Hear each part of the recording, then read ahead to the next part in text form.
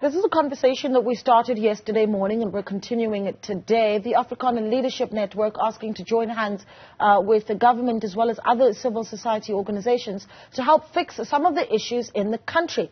Now, the celebration of 30 years of democracy in South Africa has prompted the group to go public with the pledge. The Thabo Mbeki Foundation, is among some of the organizations that have engaged the Afrikaner Leadership Network. Yesterday, we spoke to Dr. Theuns Eloff from the Afrikaner Leadership Network. Let's get expert analysis now on the pledge and engagement. And for that, we're joined by the head of the Center on Conflict and Collaboration at Stellenbosch Business School, Professor Brian Ganson. Prof, good morning to you.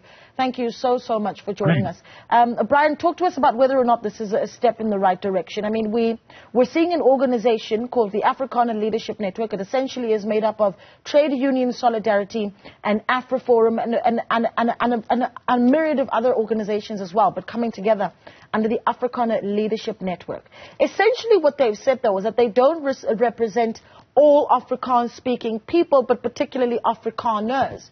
What do you understand that to be, and what do you think this means for social cohesion in the country?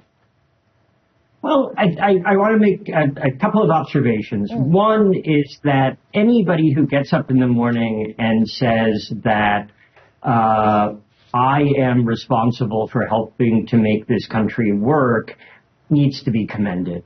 Dr. Eloff spoke yesterday about a social compact, right? The Constitution is more than a collection of laws, more than things that government has to do for us. It's our commitment to each other. And I think anything we go into with that attitude is going to be more helpful than the alternative of hand-wringing and waiting for somebody else to fix the problem.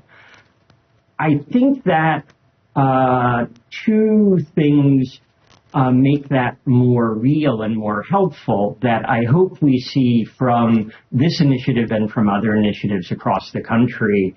Right. One is that it's helpful if we start close to home. If I'm a business, if I'm a trade union, if I'm a civil society organization, I have to ask, are we transformed? Are we actually living the things we want to help with? Dr. Eloff knows this very well. He was head of the consultative business movement, and in their own reflections after the democratic transition, they noted business was much, much better at affecting change out there in society than it was in here, inside the halls of business itself. And the second thing that I think Dr. Eloff also referred to, I imagine drawing on his experience, is we have to get everybody to the table, and we have to make sure that the voices that are traditionally not heard, that are marginalized in our society today, to make sure that they are at the table and that they are empowered to pursue their needs and interests. Go ahead, I'm sorry. Okay, now I was just going to step in and I thought you were done with the thought, but essentially what I was going to go to next is that to say that, I mean, you're talking about any sort of formation that speaks to the voices of the marginalized needing to step to the fore, and that being an important development. Is that to say that, you know, when we speak about perhaps marginalized groups in the country, one could argue that the Venda or Tsonga community perhaps may be seen by some as a marginalized group, but they too need to be organizing a Tsonga leadership network that engages with the government? Is that what we need to be doing, to be speaking to government and policymakers from that point of view? I think that might actually be taking us in the wrong direction, and that's my concern in what I heard just very briefly yesterday, but also maybe more generally, is I think we have to discipline ourselves to stop this special interest engagement with government. We have to stop saying there's going to be the Afrikaner Forum and government business and government Venda and government, because we know that leads to shaping of perceptions and policies in ways that are going to privilege some and disadvantage others.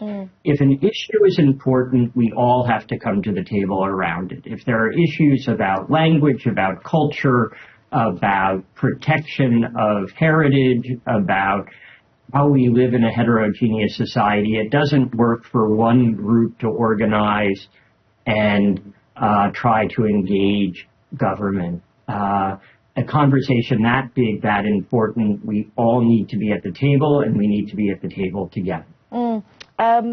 There's also the view that essentially one of their requests is for areas that are not necessarily designated to Afrikaans-speaking people, or Afrikaners, as they call themselves in the group, but certainly, areas where there is a concentrated group of Afrikaners. That sounds a little bit like we're moving backwards in trying to mix our societies. What do you make of that? There's a view that, well, we need to build communities that are Afrikaner centric, right? And is that to say that, well, you've got the same thing going on perhaps in KwaZulu-Natal? I mean, how do you bring that argument when we're trying to build a unity and diversity nation? Right, and I'm not going to, first of all, I'm not going to attribute any particular strategy to what I see because I don't understand it well enough. And as you say, this is an explosive area politically here in South Africa. What I think I would emphasize is just to put on the table, because issues we put on the table we can deal with. And speaking here as an American who came to South Africa and who feels very much at home here now after 14 years, I may be the exact wrong person to be speaking about this. But we have a both-and challenge in South Africa. We both need to be a cohesive nation where when I go to university, I'm there because I deserve to be there as a South African. If I go into the workplace, I deserve to have my merits recognized and rewarded, whatever my background, whatever my home language. And we all belong to cultures that are important to us, as whether it's Venda or Afrikaner or something else. Yeah. And we want to be able to respect both. And I don't think we've solved that problem of what does it mean to be a both-and society, where somebody is not embarrassed or apologetic because they're speaking their home language in the workplace. How many times have we heard people look sideways because we hear Xhosa or we hear Zulu in the workplace? Yeah. And there's this tisk, we should all be speaking English. I'm not sure that's always true, and we need to talk about that more. Okay, and obviously BE is going to be at the center of a lot of the engagements that they have with organizations, civil society, and certainly government, and that's no surprise, and we don't need to get into that.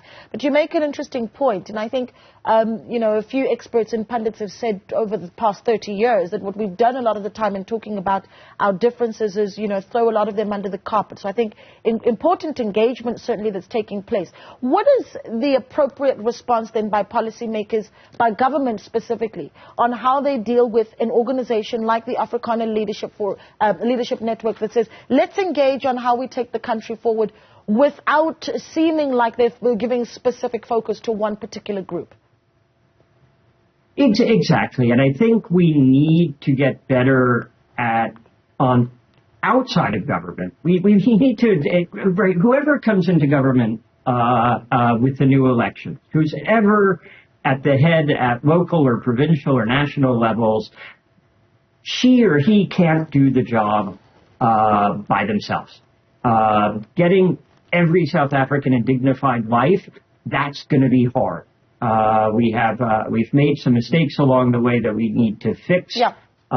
There are a lot of people still suffering, and so we all have to get in that mindset that I have to think about education today. I have to think about employment opportunity. Yeah. And that means that we need to create spaces where we, outside of government, talk about that with people we don't agree with. Yeah. It's the tough conversations that take us forward. Unfortunately, I'm out of time, but that point really is made, and it's a strong one indeed. Ongoing engagement is what will take this country forward, even the most difficult of conversations. Thank you so much for speaking to us. Professor Brian Ganson, head of the Center on Conflict and Collaboration at the Stellenbosch Business School.